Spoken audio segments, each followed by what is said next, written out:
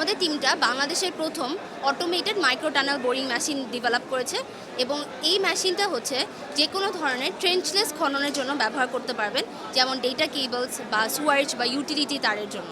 তো এই জিনিসটা যখন আপনি আন্ডারগ্রাউন্ডে এটা ডিগ করে অ্যাট দ্য সেম টাইম রাস্তার উপর দিয়ে খুবই সিমলেসলি গাড়িও চলাচল করতে পারবে, তাই এটা traffic jam, sound and air pollution এবং অ্যাক্সিডেন্টসের মতো বড় বড় সমস্যার সমাধান করতে পারে। এই প্রজেক্টটা আমরা মূলত 2024 সাল এবং 25 সালে এলন মাস্কের নটা বোরিং কম্পিটিশনে, যেটা হচ্ছে টেক্সাসে দ্য বোরিং কোম্পানির হেডকোয়ার্টারে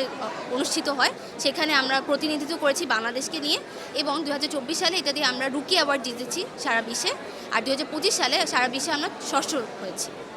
এরপর আমরা এই সেম প্রজেক্টটা দিয়ে Asia Pacific ICT alliance award, যেটাকে এপিকটা বলে, সেটার গত বছর 2025 সালের আসরে তাইওয়ানে হয়েছিল এবং সেখানে আমরা হচ্ছে সিলভার অ্যাওয়ার্ড জিতেছি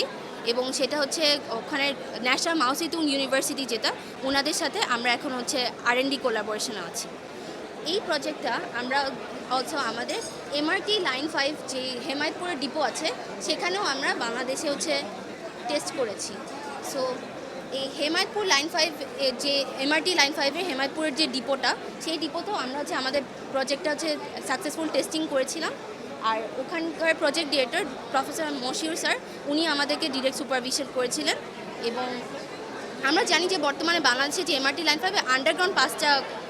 আন্ডার কনস্ট্রাকশন আছে, সেই আন্ডারগ্রাউন্ড পাসেও কিন্তু MTBM টেকনোলজি ব্যবহার করা হচ্ছে, কিন্তু মূলত আমরা বিদেশ থেকে সেই টেকনোলজি ইম্পোর্ট করে আনি, যেটার কারণে অনেক টাকা খরচ হয় এবং আমাদের ফরেন ইঞ্জিনিয়ারের উপর ডিপেন্ডেন্ট থাকতে হয়। তো আমরা চাই টিম বোর্ড টানেলার্স থেকে যেহেতু আমরা দেশীয় প্রযুক্তি ব্যবহার করে দেশে ডিজাইন করে আমরা একটা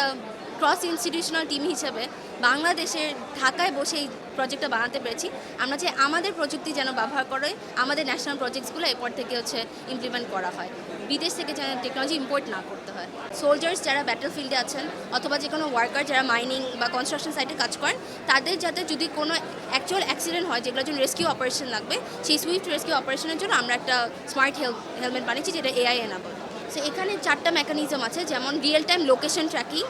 ফল ডিটেকশন প্লাস অ্যাকাউস্টিক ক্লাসিফিকেশন, আর অ্যাট দ্য সেম টাইম আমরা একটা নতুন panic tackle switch mechanism develop করছি, যেটার থ্রুতে যেসব ক্ষেত্রে অ্যাকচুয়ালি হচ্ছে ওই মানুষটার জীবনের ঝুঁকি আছে, রেস্কিউ অপারেশন লাগবে খুব কুইকলি, সেগুলো ডিটেক্ট করতে পারবে AI ক্লাসিফিকেশনের থ্রুতে, যাতে করে যেগুলো ফলস পজিটিভস আর